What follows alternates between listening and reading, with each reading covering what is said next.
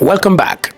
Let's take a look at conviction and the role it plays in dealing with addiction and indeed in anything in life. Now, I believe that conviction is always a better reaction than condemnation. Conviction is a better response, is a better emotion than condemnation, because conviction is positive. Conviction leads to positive self-evaluation, and then conviction leads to appropriate actions for personal deliverance. So instead of towing the path of self-condemnation, you want to intentionally focus the path of conviction. Conviction is positive, but condemnation, on the other hand, it always paralyzes, it always neutralizes your why. You can remember we talked about understanding your why. One of the things that will mess up with your why, even when you have clearly defined it, is condemnation. It is going to neutralize it, it's going to paralyze it, it's going to make it non-effective. It has a way of demoralizing and diminishing your willpower. Condemnation, it overwhelms you and it makes you surrender, and then you just give in and cave in and throw in the towel. But you see, with conviction, you are driven into relevant actions that leads to a change of behavior. I believe that the absence of conviction is the strongest single reason most of us remain docile, most of us remain inactive about a lot of the decisions. When you talk about procrastination, it is a lack of conviction, a lack of strategy, a lack of focus, a lack of prioritization. All of that stemming from the absence of conviction, because as soon as there is conviction, it will lead you to develop strategy. As soon as there is conviction, it will lead you to develop, to prioritize, to structure, to put things in their scales of preference. Once there is conviction, it is going to graduate into action. The truth is that men of conviction always rule the world. They are never indecisive. The reasons are because conviction, it fuels action, it fuels proactiveness. Conviction is persuasion. It is born out of a strong belief. And what is it that leads to a strong belief? Because you see, when you talk about a strong belief, it's not just what you know. It is about what you're willing to put everything on the line for. It is something you are willing to die for. You become convinced about truth, and then you take appropriate steps towards it. As soon as you see somebody indecisive, there is no conviction. When you see somebody not able to make up their mind about taking a particular step in the right direction, there is no conviction. But if we are going to build conviction to do life, to succeed in life, and in this case, to succeed against addiction, there are 4 critical steps on the track road, on the path of conviction.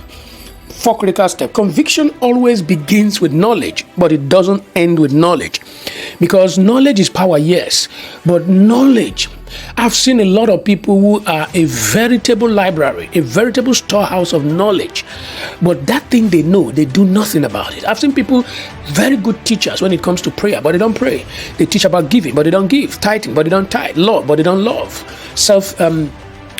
Patience, but they are impatient with people. I've seen people who can do incredible exegesis on incredible, topics. But when you look at the practicality of their lives, there is a sense in which you wonder, where is all that knowledge? The reason is because knowledge can puff up and create limits and bring you to the place where you think you have arrived.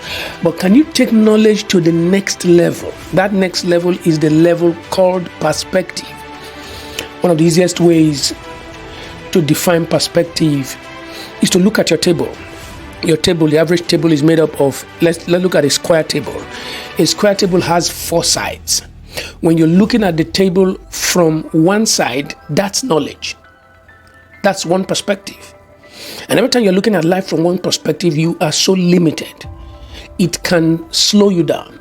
It can make you unable to take action because you're looking at it from one perspective, and that one perspective may not be alarming, may not create any reason for tension or for concern. But as soon as you have the privilege to look at the next side and then look at the next side, and then look at the next side. Now you have a full picture of the table. Sometimes one side of the table is painted red, the other side is painted black, the other side is painted white, the other side is painted green. And you could be on one side arguing that this is a red table, but because you are not seeing the other side, because of where you are standing, you're not seeing the full perspective. But if you had noticed that on the other side is a red, maybe you would have changed your perception, it would have changed your attitude, it would have changed your response to the situation. All the time, people are not able to take appropriate action. It is always because they don't see the full picture. Perspective is about seeing the full picture. And I guarantee you, as soon as you see the full picture of an addiction, that in spite of the temporary pleasure it brings, it has the potential to damage your peace of mind, to damage your success in life, to limit, to slow down.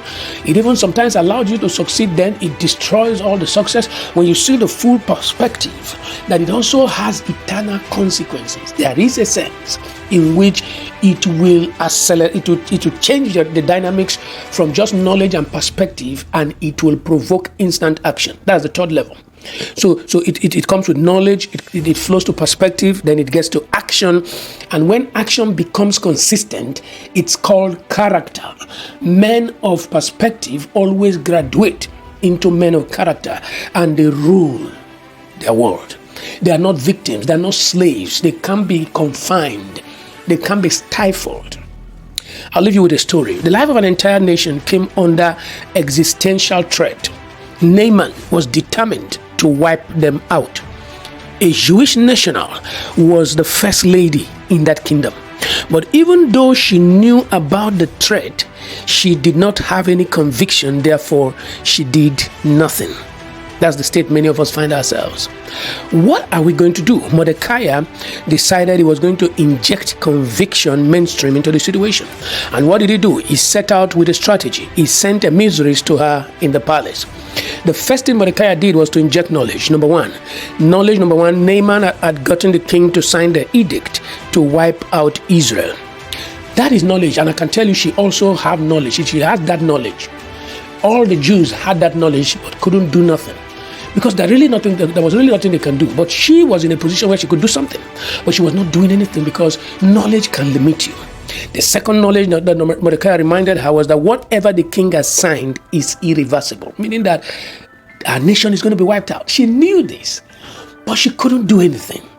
Therefore, the second thing that Mordecai did was that he brought in perspective. Perspective number one, he told her, in the day they wipe out Israel or the Jews, being a queen will not spare you because you are a Jew.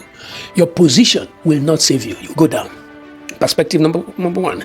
The next perspective he brought was, he said to her, what if God has made you queen for such a time as this? So you could see the four sides.